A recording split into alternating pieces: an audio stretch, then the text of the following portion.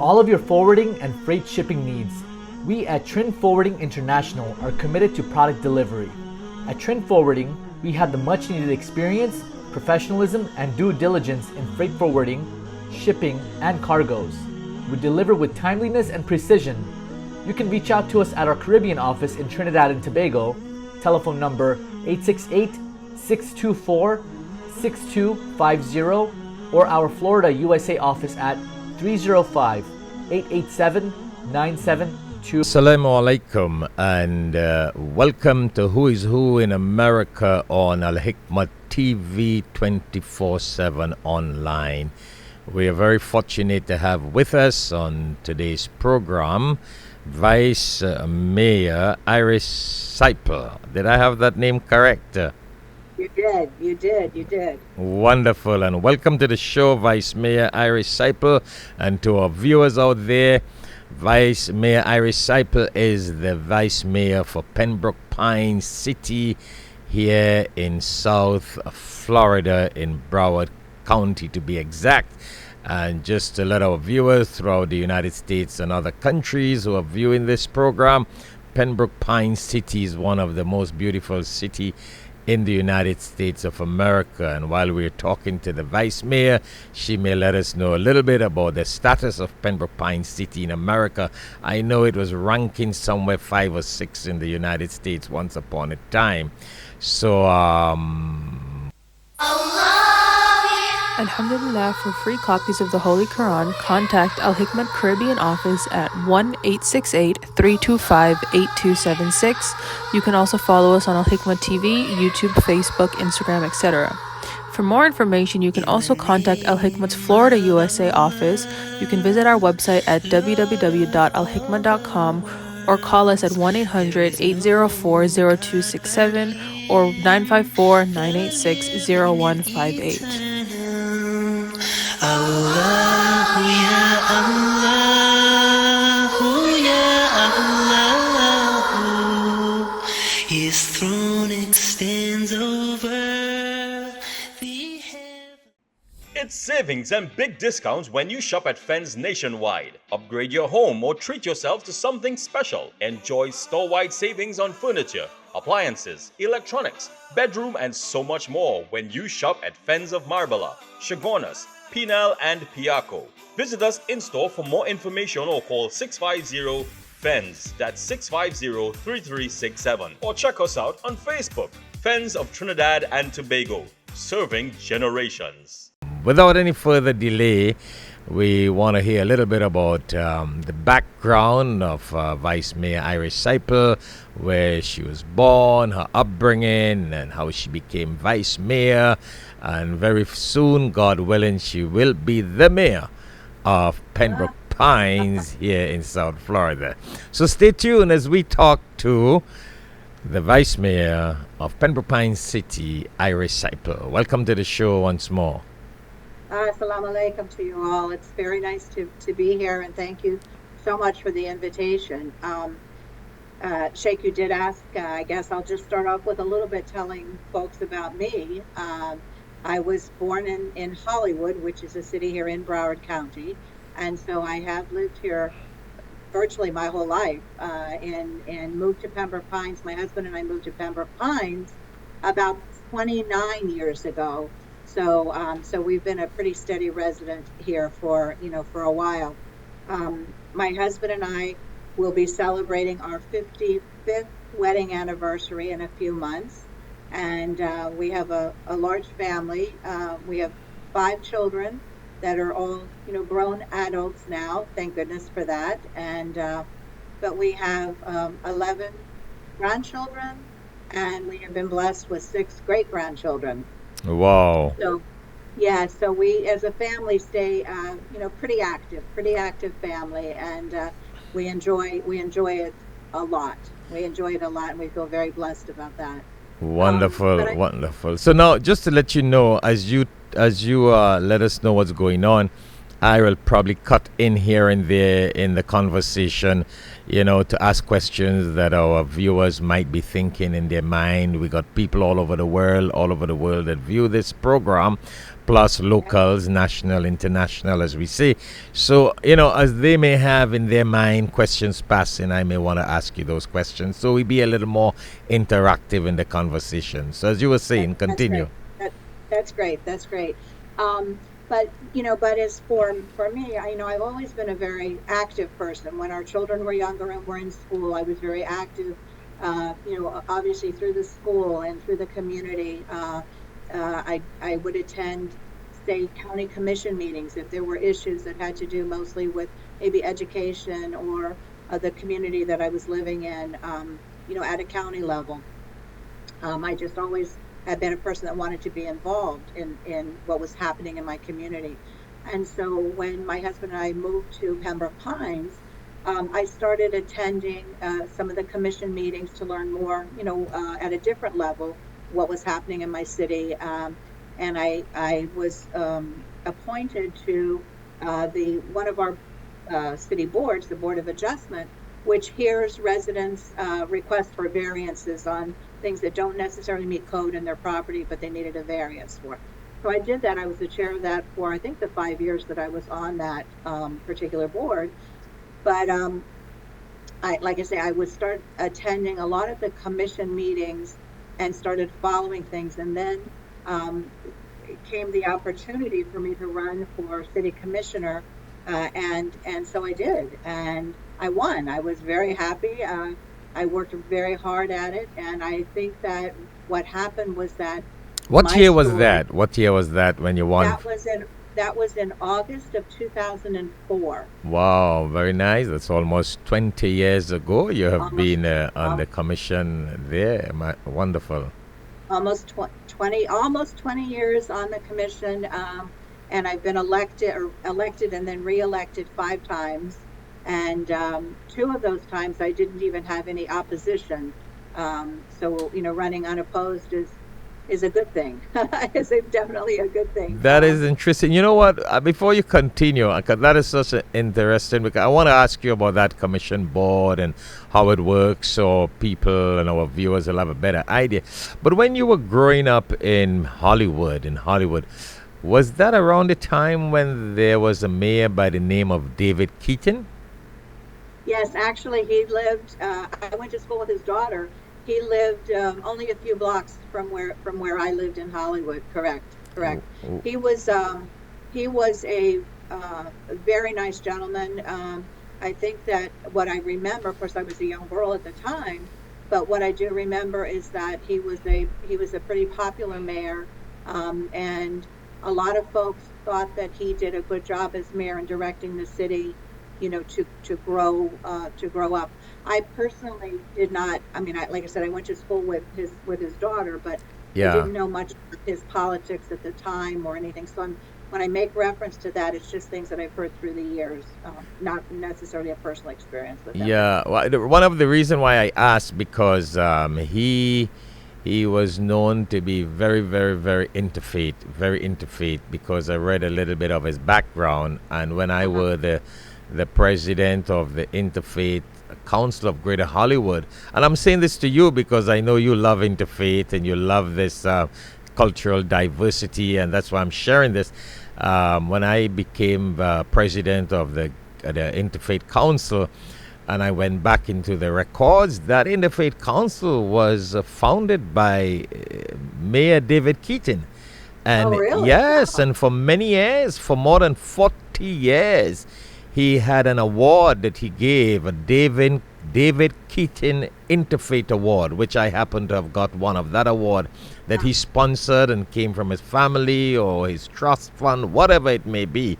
So until that Interfaith Council ran for definitely was more than 45 years. Because when I came on board, I checked the history, it was 45 years plus before. And it really lived long. It brought a lot of things together, great diversity. And when you mentioned that you were born in Hollywood, I thought it had to be somewhere down Mayor David Keaton time, and that is phenomenal. That probably that his dedication to this whole interfaith thing probably is the reason that he was a very popular mayor, because he did reach out to everyone and was inclusive, of everyone, respectful of everyone, and inclusive. So that's probably why he was such a popular mayor with everyone. Yeah, because I came in almost 40, 45 years after, and I mean, I'm amazed. The meetings used to be in the hospital. Sometimes they will have this National Day of Prayer on the lawn of the city of Hollywood, and he implemented and initiated a lot of these things.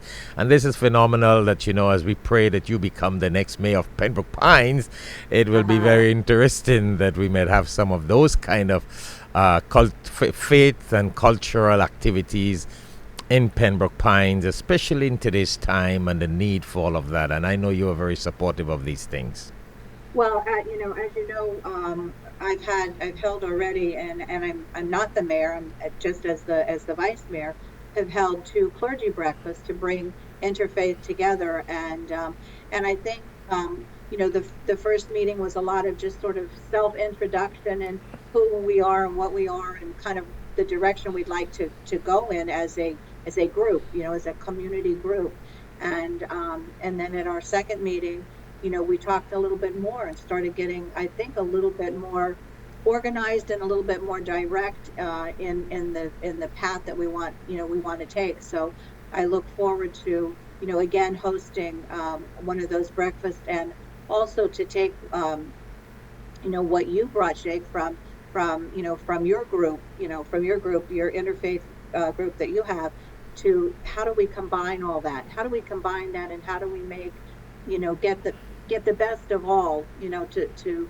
move forward with the initiatives that we want, which is, again, this whole inclusiveness and respect and equality and all of that. So I look forward to having more conversations and meetings about that, bringing folks together.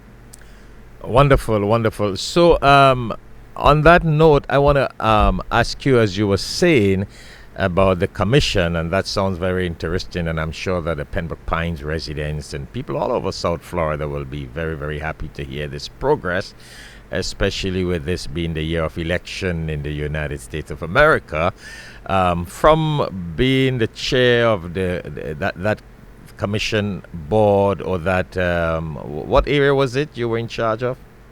It just a clergy breakfast. It was just an initiative as a clergy breakfast. No, I mean, when you became a resident, you were serving... A board of adjustment. Then, okay, so tell us, and then that led on to you becoming a commissioner, and then what went on? What are some of those things that went on after that when you became the commissioner? I mean, winning non-stop from the time you became a commissioner. Yeah. It's a great credit. It's a great credit goes to you and your accomplishment and what you have done. Hence, you were not even opposed at some times, which shows your dynamism and your charisma and your success. So we got a few minutes in this first segment, another 3 or 4 minutes before we go on a break.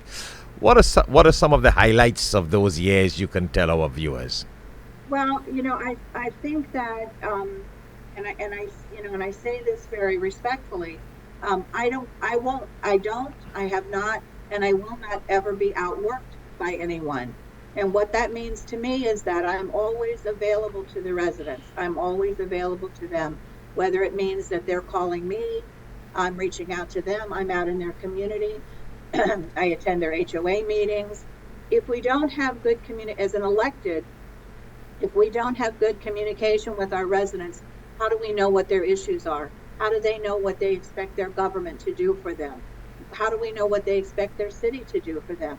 And so if we don't have that communication, all of that falls apart. So that's why I say I will not be outworked by anyone, I'm out there 24/7.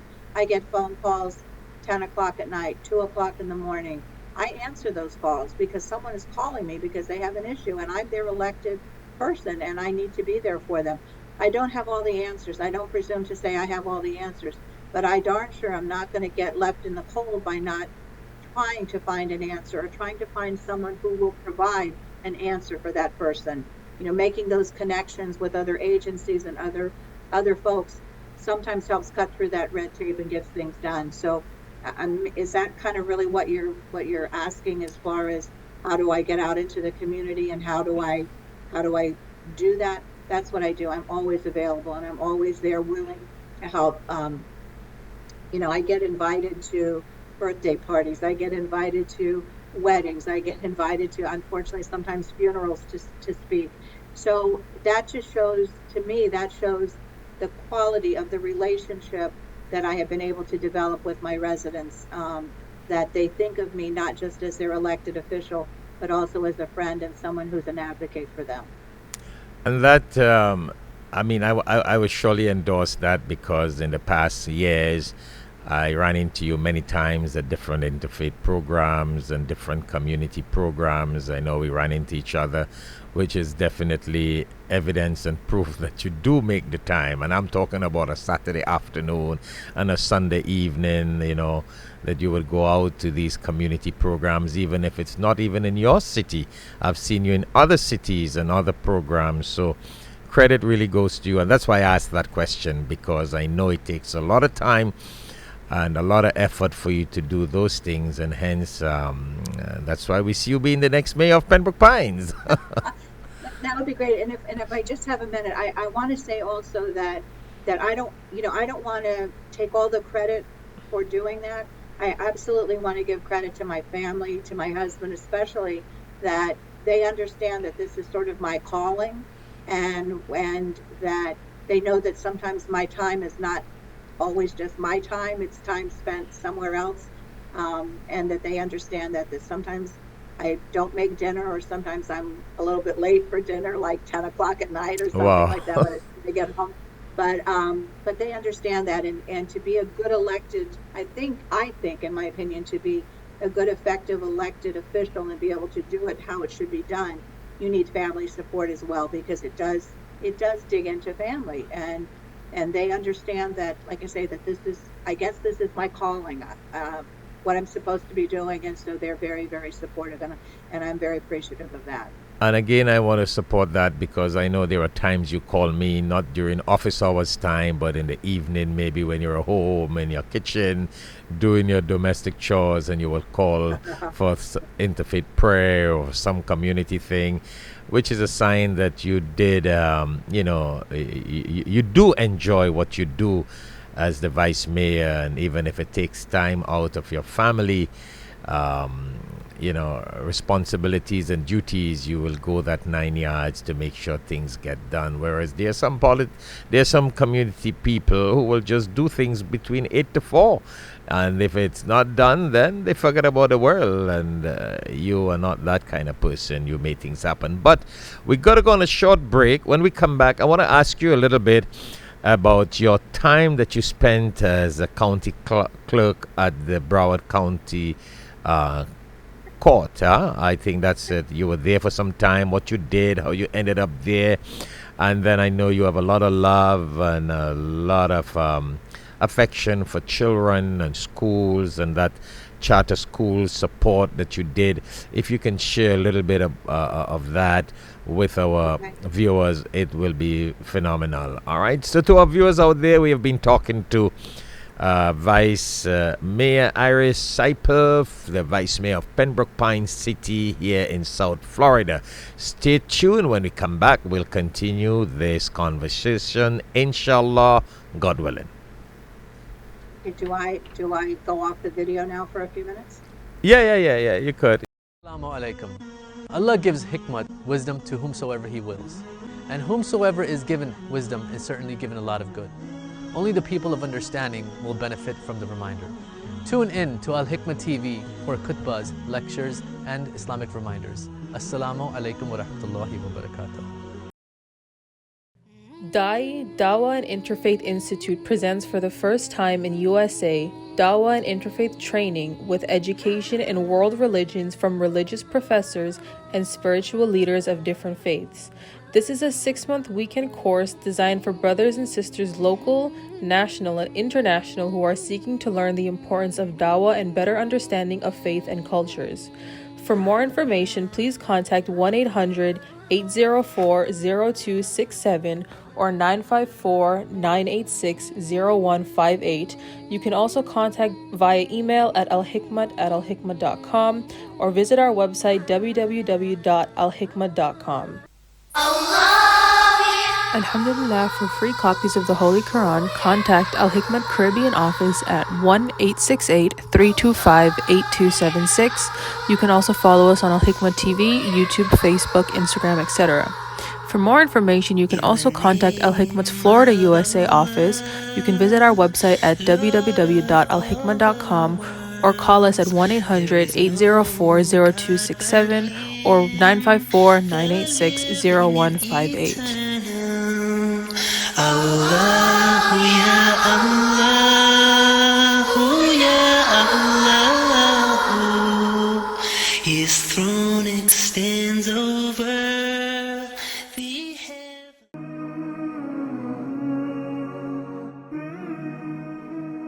In the Quran, in chapter 5, verse 67, Allah tells the Prophet sallallahu alaihi wasallam, Bismillahir Rahmanir Rahim, Ya ayyuhar Rasul, balligh ma unzila ilayka min rabbik, wa illam taf'al, fama balagta risalatahu.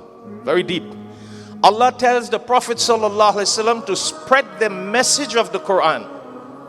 And he told the Prophet, and if you do not spread the message, you did not fulfill the mission of the messenger. So you and I are followers of the Prophet sallallahu alaihi wasallam. If we can afford one Quran, help us join in distributing the Quran. So if you can't afford one Quran, do it. $3. 10 Quran, $30. 100 Quran, $300.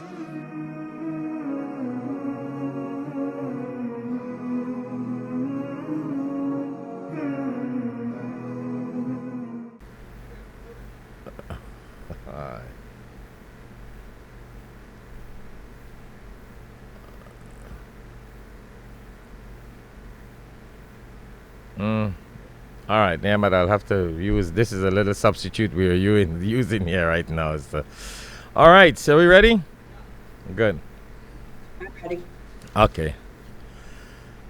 Assalamu alaikum and welcome back to Who is Who in America on Alhikmat TV 24/7 online. And to those of you who have just tuned in, we're talking to Vice Mayor Iris Seipel, the Vice Mayor of Pembroke Pines City here in South Florida. So stay tuned as we continue this conversation with the Vice Mayor. So, Vice Mayor Iris Seipel, when we ended the first segment before going on the break, I had read in your bio somewhere about your involvement with the county, the court, the Broward County, the court. How did you end up there? How did you get that position? What was that all about? Because that's a very prominent position. It's an elected position, isn't it? That was not elected, no. Oh, it wasn't? No, mine was not the elect. The clerk of the court is a constitutional officer, state constitutional officer, and is elected. I was the chief administrator for the clerk of the court. Okay, because I know there is some election for something that goes on there. So it's the clerk of the court, but you were the chief administrator. Fantastic. So what did you do as a chief administrator? Well, I'll give you a little bit of history. I had worked prior to that. I had worked for almost 15 years, again as the chief for an accounting firm in the city of Hollywood. At the time, it was the largest locally owned CPA firm, and I was in charge of running the office basically. With we had about 30 employees, CPAs, the partners, and everything. And it was a very interesting job. It was a challenging job, but I learned a lot there. Right. But at some point after my 14th, 15th year, sometimes you just feel like, not that I didn't love the job there, and I didn't. I loved everybody that I worked with. It was a fabulous place to be. I just needed something different. I needed a change, and I needed something different. And I didn't know what that change was or what that different was going to be. I just knew I needed something else. So You just like to move on. I needed to move on to something else, exactly. And so I gave them, gave my notice. It was hard, but I gave my notice, and I didn't know what I wanted to do. So, I'm a girl that grew up in Hollywood, and we spent a lot of time at Hollywood Beach as kids growing up. So Did you I have thought, some accounting background? Did you have some accounting background and I did accounts not. or whatever? No, no, I did not. But I'm a quick learner. But I'm a you were quick learner. just in the managerial I was in the territory. managerial part, exactly. No, why I'm I did, asking that, because now I see why you have to be the mayor, because you're accustomed running things, managing things, getting things done. I mean, from what you're telling me here with the CPA accounting business, even though you were not in accounting, you were managing the operation, which makes sense. right. You were the administrator, the Broward County clerk there. So interesting. So Yeah. go ahead. I'm an organizer. I'm a get it done, figure out how to make it done, get it done, and move on to the next one. So like I say, I decided then that, I was going to go sit under my favorite palm tree at Hollywood Beach and look out at the ocean and figure out what I needed to do with my life. What was going to be my next step? Where did I need to go to? And so I was fortunate to have years before that met a gentleman, Howard Foreman, who started out his political career as a Hallandale Beach City Commissioner, was a county commissioner, he was then a state senator, and then he became the clerk of the court for Broward County. I knew him when he was county commissioner and senator because, again, of some civic activism that I had been in on projects that he was a part of. So. Howard Foreman, I've seen that name a couple places, right? Oh yeah, he's very, very well known, very well loved, very well respected. Unfortunately, he lost him about a year ago. Yeah, very prominent figure in the United States of America and Florida. Absolutely. We actually have that whole campus there at University and Pembroke Road is the Howard C. Foreman Human Services Campus, named for him as the senator, because that was his whole background was, being the voice for those who can't speak for themselves. And that was his whole life, really. Wonderful, wonderful, yeah. Yeah. So he was, fortunately for me, when he was still in the Senate, one of the ladies that worked in his office was going to be retiring, and he offered me the position. And I jumped at it because, again, it was something different. It was something new.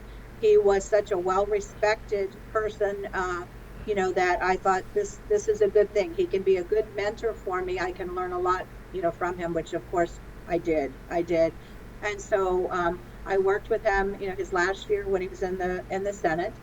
And then when he ran for the clerk of court and was successful, he asked me to come with him there to be his chief administrator. And I was very fortunate because he allowed me, which a good leader does, he allowed me to run with things that I thought needed to be done. He supported me, and so we had an office. It was a huge office, 900 employees, a $60 million a year budget. And we had to work, the clerk of the courts is the record keeper for the entire court system. So we had to work with not only the judicial part of it, but we had to work with state attorney. We had to work with the PD. We had to work with all the cities because all the cities have issues, that come to the courthouse.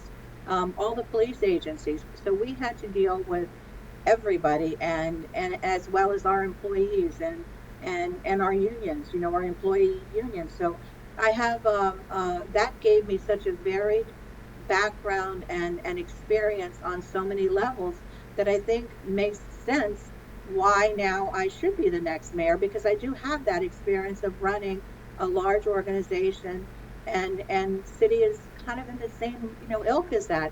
A lot of employees, a big budget, and you have to answer to a lot of people. And so I was with him for 16 years until he retired, and then when he retired, I retired from that. But I was already commissioner at the time, so that just allowed me more time to be commissioner, and so that was good. But again, the experience I got from those two positions helped me a lot.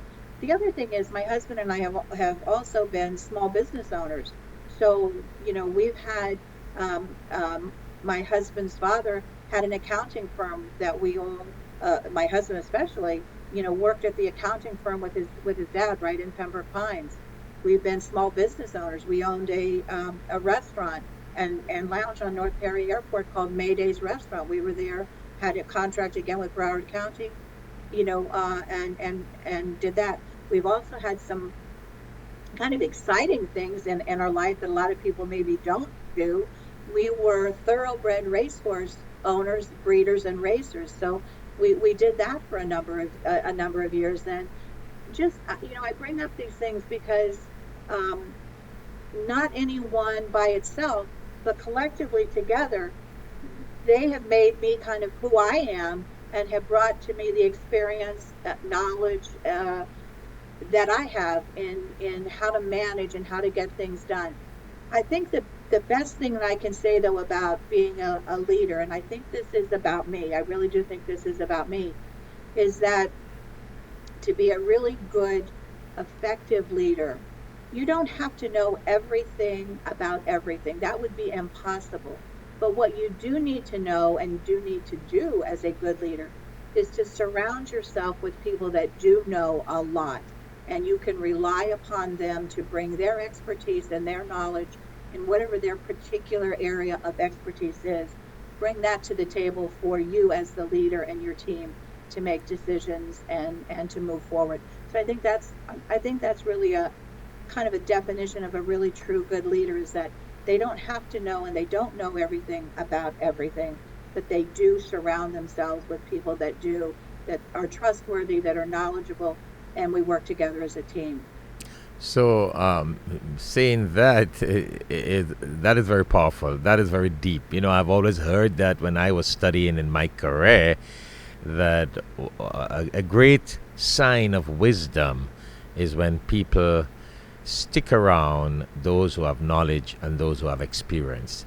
You learn so much by being around those who have knowledge and those who have experience. And here you were saying one of the quality of good leadership is to have people with the knowledge and the experience around with you, and they make things happen.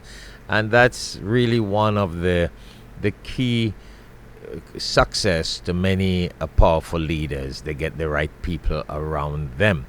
So again, we're going to go on a short break in a couple of seconds. And when we come back after the break, we want to hear from you, telling our viewers what are some of your dreams and wishes, and what would you love to see for Pembroke Pines? What would you like to see in Pembroke Pines when you become the mayor? In Arabic we say God willing, meaning inshallah. In Arabic it's inshallah. As we say assalamu alaikum, peace be upon you. Inshallah means God willing, which is very biblical, very, that's what we always have heard in the biblical terms. So God willing, when we come back, we want to know, what are some of your dreams? What would you love to see accomplished in Pembroke Pines when you become mayor? And I'm thinking very big and very high, because with that background and that experience, and being a commissioner for the past 20 years and vice mayor of Pembroke Pines City, you have to be the next mayor. You have to be the next mayor, God willing. And I think God will be fair and just to us by making you get that position.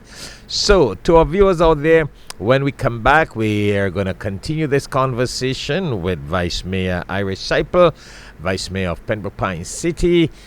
We want to find out and hear from her some of her dreams and wishes and what she would love to see accomplished in the city of Pembroke Pines when she becomes the mayor, inshallah, God willing. Stay tuned when we come back. Assalamu alaikum. Allah gives hikmat, wisdom, to whomsoever He wills. And whomsoever is given wisdom is certainly given a lot of good. Only the people of understanding will benefit from the reminder. Tune in to Alhikmat TV for khutbahs, lectures, and Islamic reminders. Assalamu alaikum wa rahmatullahi wa barakatuh.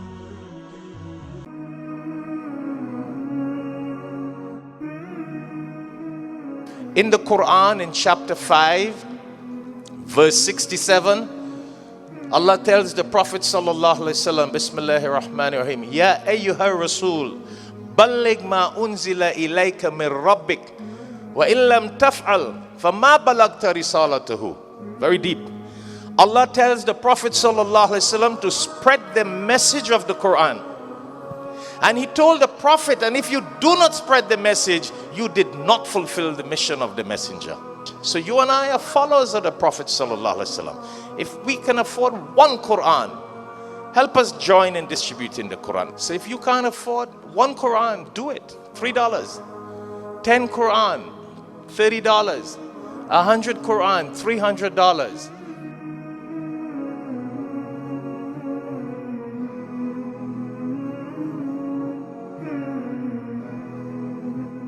Assalamu alaikum and welcome back to Who is Who in America on Alhikmat TV 24/7 online. Once more, it is a pleasure, it's an honor, it's a privilege to have with us on today's show the Vice Mayor of Pembroke Pines City, Iris Seipel. Welcome back to the show.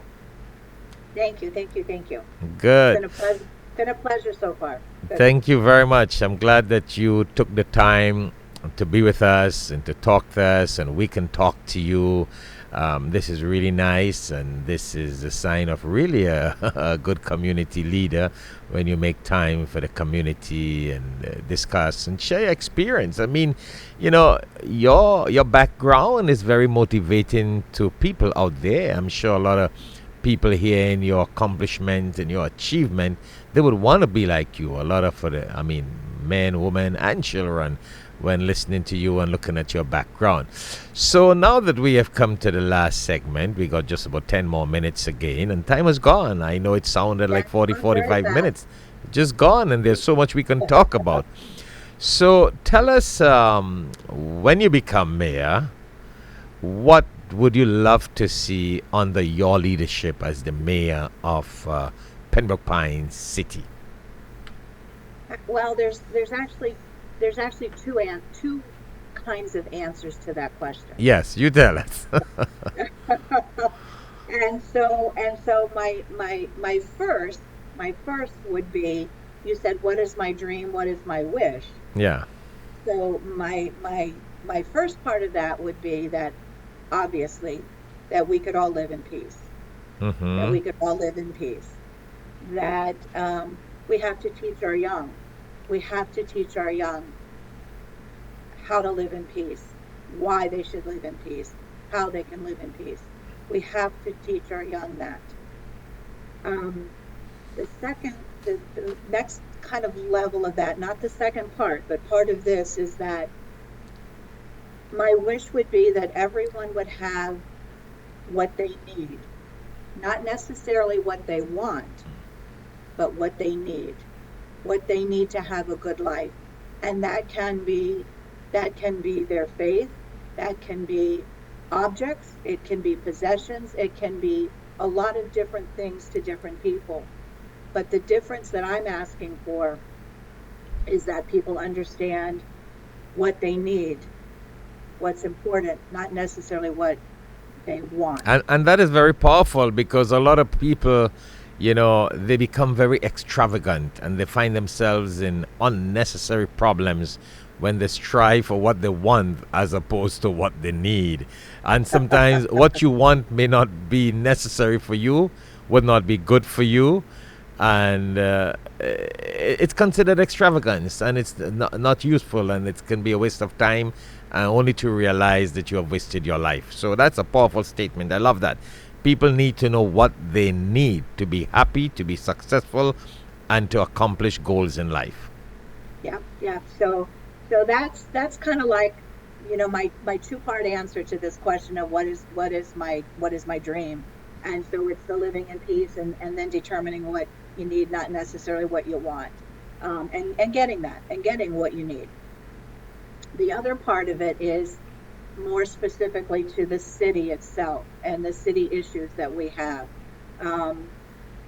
You know, everyone knows that traffic, you know, those things. Well, I'm talking basic stuff now, Sheikh, that traffic and public safety and taxes and programs for youth and for seniors, you know, that quality of life that we talk about. And so for me, quality of life has a number of different faces to it. Again, is it the more physical part of it, like traffic? How do we deal with traffic? How do we deal with, public safety? And I want to say something specifically about that, because I think it's important, especially for some of our minority communities that have had some issues. We have, I believe, Pembroke Pines, I believe we have a really, really good police department, a really good police department. In fact, last evening, we had the swearing in of our new police chief, Chief Jose Vargas. Chief Kip Shempano retired after 29 years, and so last night was the swearing in of the new chief and the new assistant chiefs, and then there were some promotions for captains and lieutenants and sergeants that were made last night. Wow, So, that is amazing. That is wonderful. Wonderful. Yeah. no, it was good. It was good. We have a really good thing. But what I wanted to say about that is not, if it's not every year, it's very often, and I know certainly it has been my discussion with every chief that we have had, is that our officers get what they call sensitivity training. And that sensitivity training,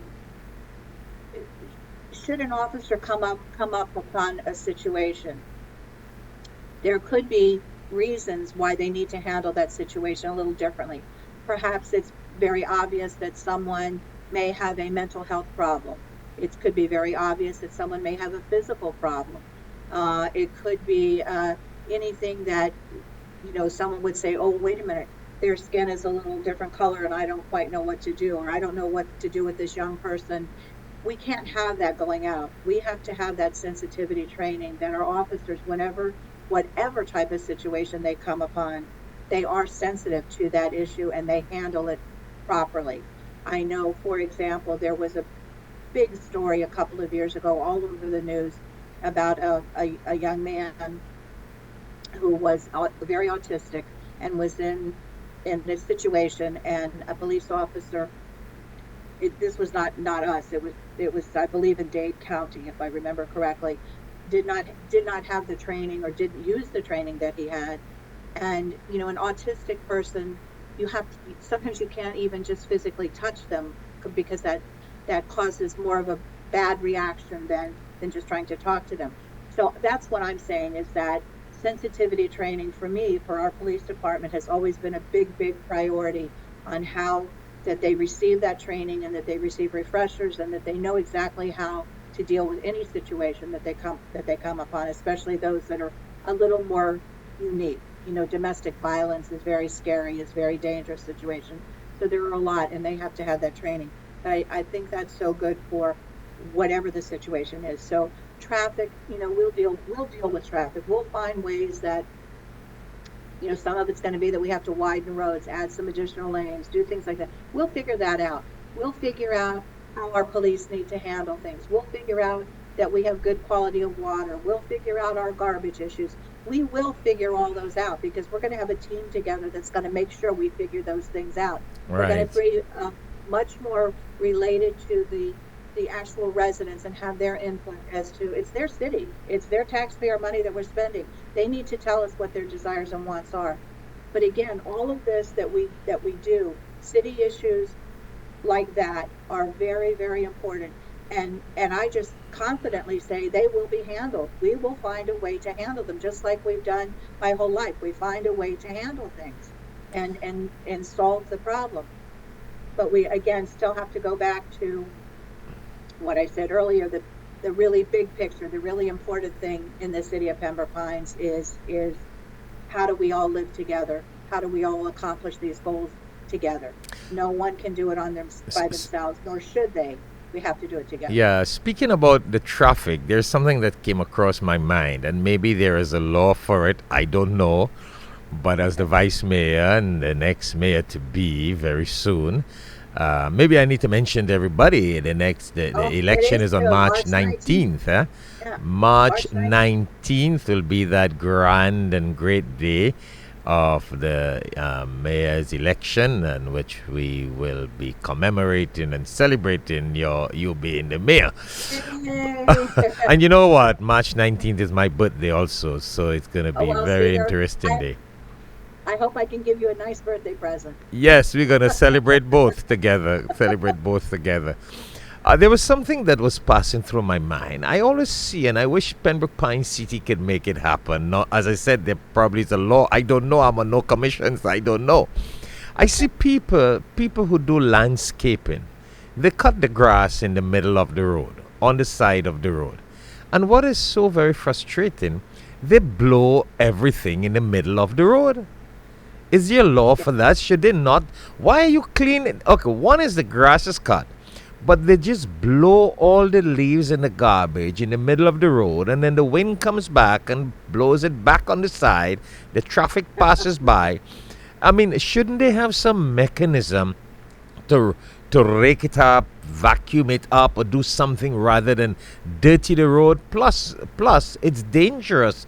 While blowing that on the road, they can blow a nail, they can blow some little thing that can puncture tires. I think that is so, unprofessional.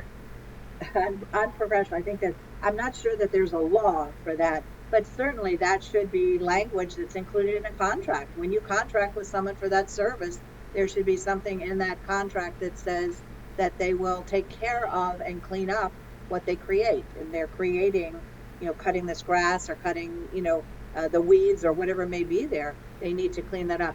I thought at one point when you were talking about the safety part of it, let's say it gets blown into the road and then either the sprinklers come on or the rain comes on.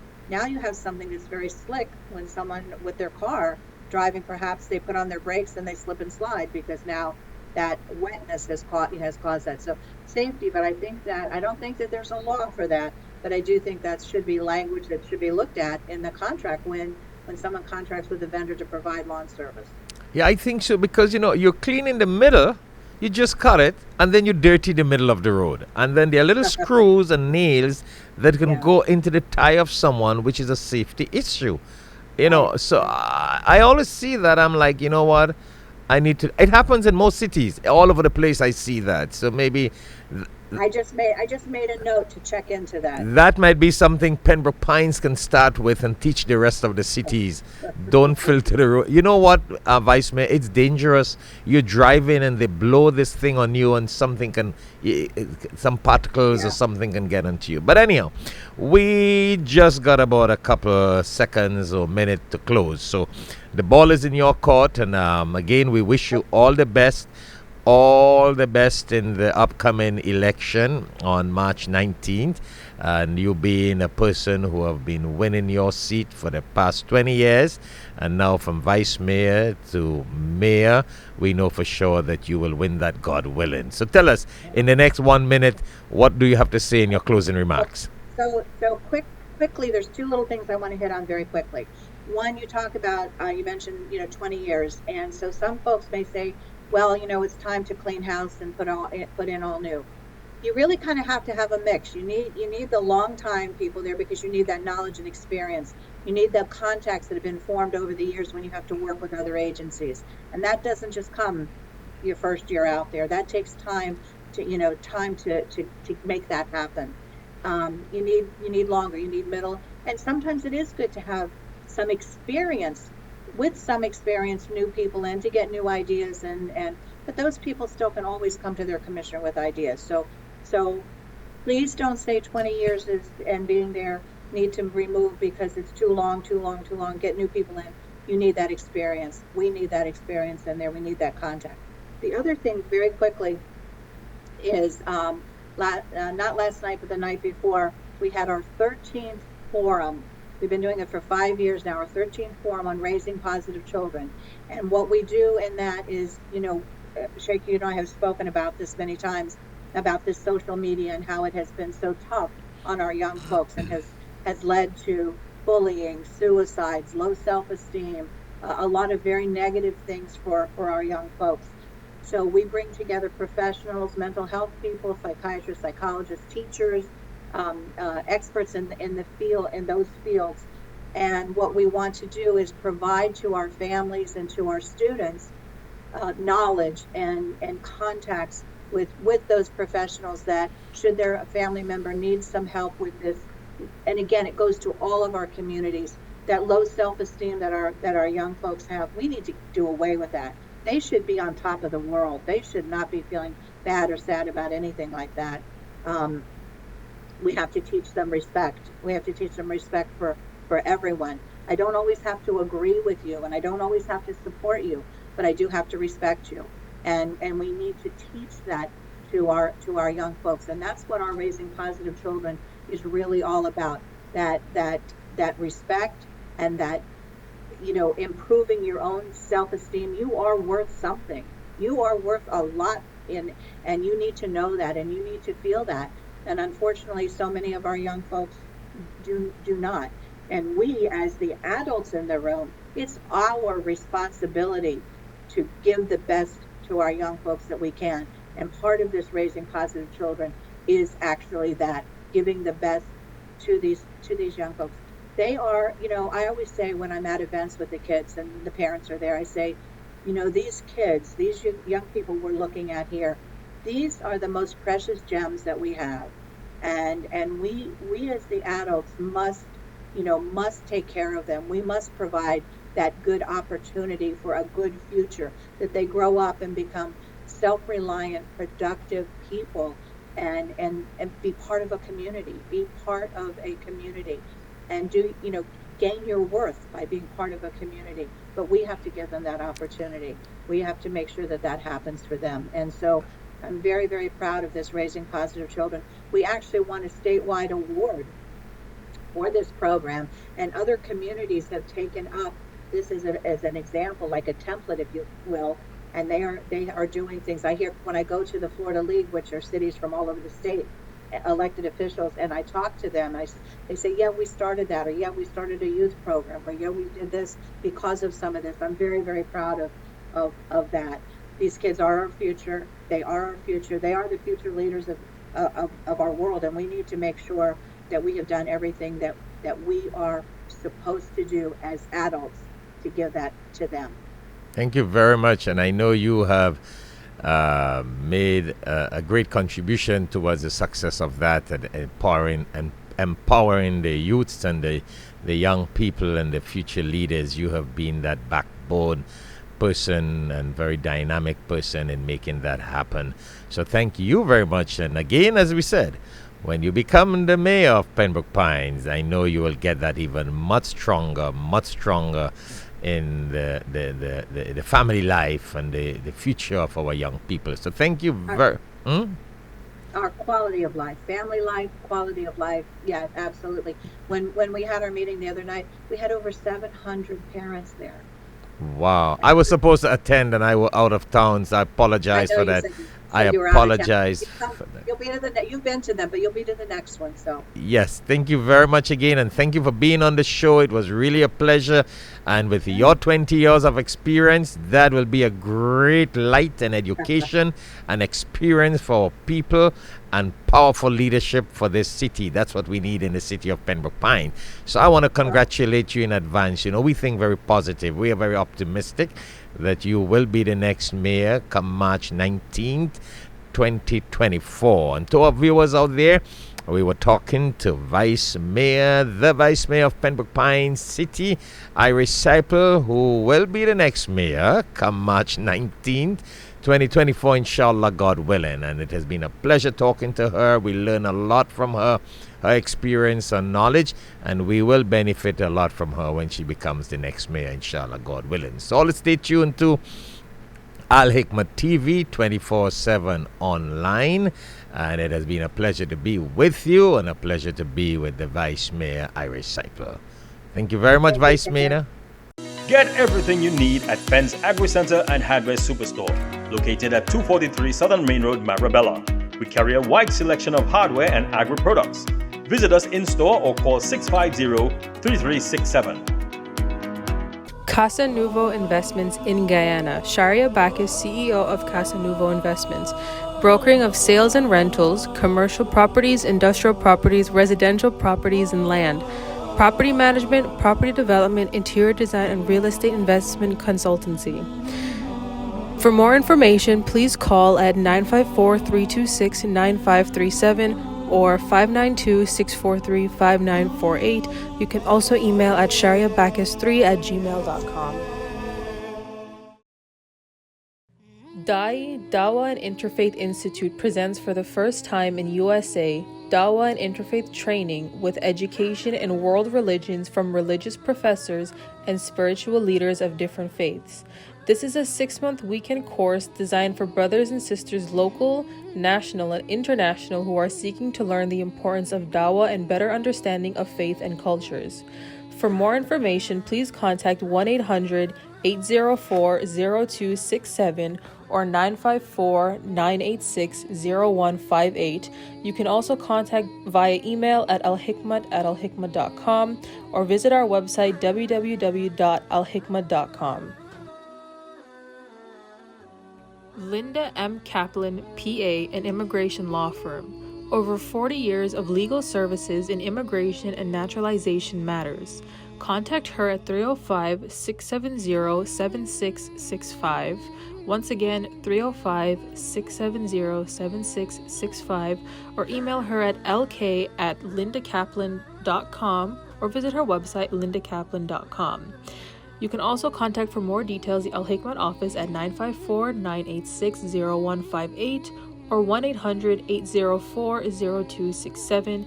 You can also reach out to them via email at alhikmat@alhikmat.com, the website www.alhikmat.com, and visit the Alhikmat TV www.alhikmattv.com.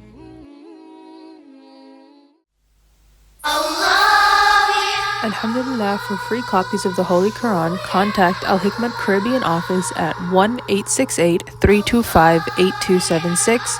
You can also follow us on Alhikmat TV, YouTube, Facebook, Instagram, etc. For more information, you can also contact Alhikmat's Florida USA office. You can visit our website at www.alhikmat.com or call us at 1-800-804-0267 or 954-986-0158. Allah